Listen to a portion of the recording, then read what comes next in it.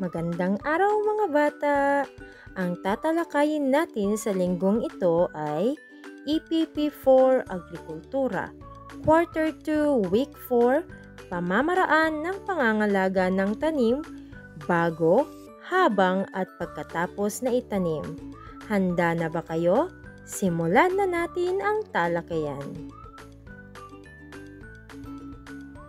Ano-ano ang pagkakaiba ng sexual at asexual na pamamaraan ng pagpaparami ng halaman?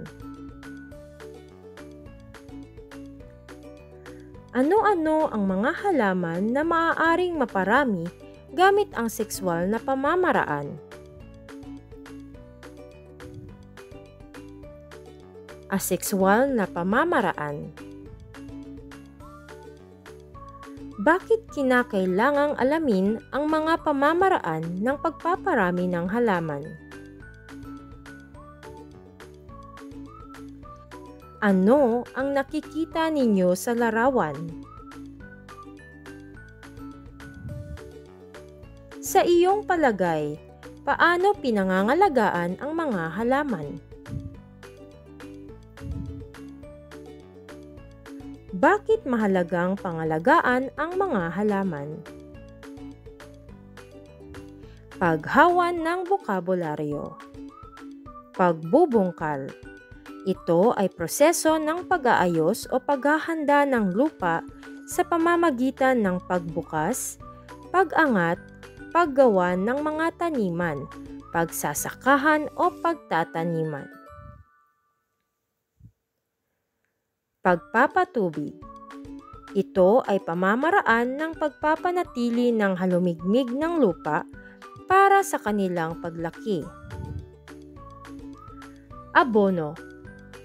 Ito ay maaaring natural o nabibiling produkto sa pamilihan na karaniwang nilalagay sa lupa para madagdagan ang mineral ng lupa. Trellis. Ito ay karaniwang gawa mula sa kahoy, metal o plastik na nagbibigay ng suporta sa mga gumagapang na mga pananim. Mga pamamaraan sa pangangalaga ng mga pananim. Pagbubungkal. Ito ang unang yugto sa pagtatanim ng mga halaman. Ito ay tumutukoy sa pag-aayos o paghahanda ng lupa sa pamamagitan ng pagbukas, pag-angat, paggawa ng mga taniman, pagsasakahan o pagtataniman. Ito rin ay nakatutulong para magkaroon ng espasyo ang lupa upang makadaan ang hangin papunta sa mga ugat ng halaman. Gumagamit tayo ng asarol, piko, trowel, pala, araro at iba pang mga kagamitan sa pagbubungkal ng lupa. Ikalawa, pagpupunla at pagtatanim. Ang maganda at dekalidad ng mga buto o binhi ay isa sa mga dapat isaalang-alang sa pagpupunla at pagtatanim. Depende sa uri ng pananim, ang karaniwang lalim ng ipinupunla sa lupa ay 1 at 5 hanggang 2 pulgada para magkaroon ng sapat na halumigmig. Sa pagpupunla at pagtatanim, isaalang-alang ang tamang distansya ng mga halaman para magkaroon ng sapat na pagitan sa kanilang paglaki. Ikatlo, pagdidilig. Ang mga halaman ay nangangailangan ng tubig upang hindi matuyo. Subalit, ang dami ng tubig na idinidilig ay nakadepende sa iba't ibang uri ng mga pananim. Maraming pamamaraan sa pagpapatubig ng mga halaman, gaya ng manual na pagpapatubig, drip irrigation, at sprinkler irrigation. Ika-4, paglalagay ng pataba. Kapag ang lupa ay nangangailangan ng sustansya, Kailangan itong lagyan ng pataba, manure o compost para madagdagan ang sustansya ng lupa. Ang paglalagay ng pataba ay maaaring ihalo sa lupa bago magtanim o kaya ay ilalagay sa tamang layo mula sa halaman. Ikalima, pagpupuksa ng mga halamang ligaw. Ang mga halamang ligaw ay isa sa mga dahilan kung bakit nababawasan ang mga ani. Madadagdagan ang mga gastusin, madadagdagan ang insidente ng mga peste at mga sakit ng mga halaman. Para mabawasan ang pagdami ng mga halamang ligaw, may mga iba't ibang uri ng pamamaraan gaya ng manual weeding, mechanical weeding o chemical weeding. Ang manual weeding ay karaniwang gumagamit ng karit ang mga magsasaka. Ang mechanical weeding naman ay gumagamit ng makina para matanggal ang mga halamang ligaw gaya ng cono weeder, power tiller o basket hoe. Ang chemical weeding ay gumagamit ng komersyal na herbicides para mabawasan o mawala ang mga halamang ligaw.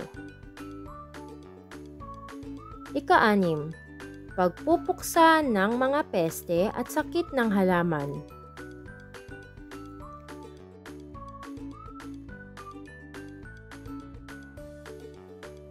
Ito ay ang herbicides, insecticides, fungicides, molluscicides, and rodenticides. Samantala, ang mga magsasaka o bawat Pilipino na mahilig magtanim ay hinihikayat gumamit ng mga natural na pestisidyo para mapuksa ang mga peste at sakit ng mga halaman. Ika-7, paglalagay ng baklad.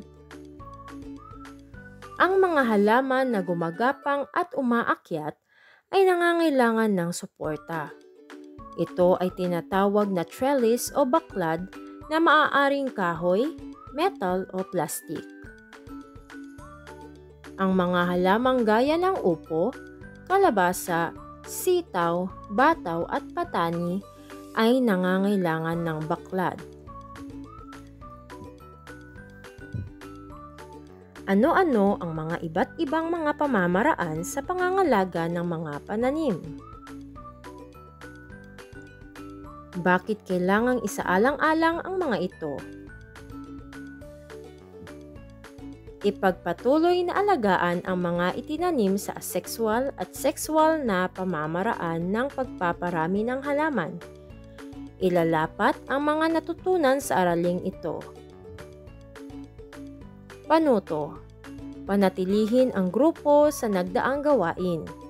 Ihanda ang mga kagamitan para sa iba't ibang mga pamamaraan ng pag-aalaga ng mga pananim. Ikatlo, isagawa ang wastong hakbang ng pag-aalaga ng mga pananim.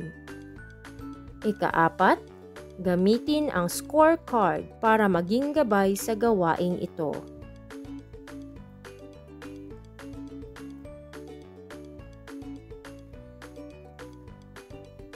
Tukuyin ang pamamaraan ng pag-aalaga ng mga halaman. Isulat ang iyong sagot sa patlang.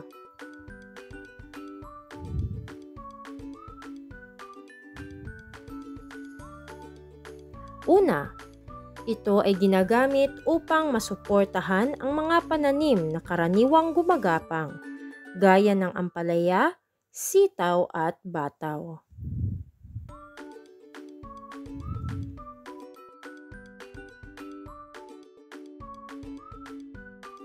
Ikalawa, ito ang tamang lalim ng binhi o punla mula sa lupa.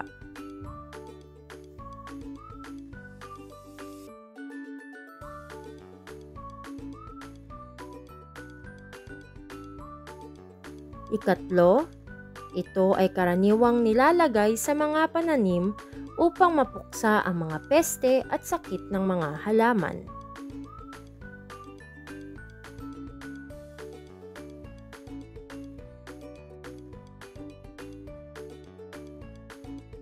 Ikaapat, ito ay nilalagay sa paligid ng pananim, lalo na kung kulang ng sustansya ang lupa.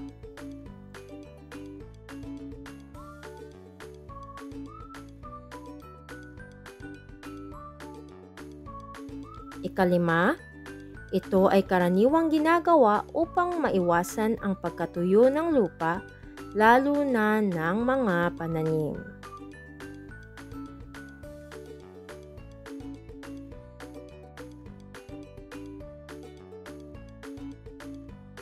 At dito nagtatapos ang ating aralin sa linggong ito. Maraming salamat sa pakikinig mga bata. Huwag kalimutang mag-subscribe sa aking YouTube channel. Paalam!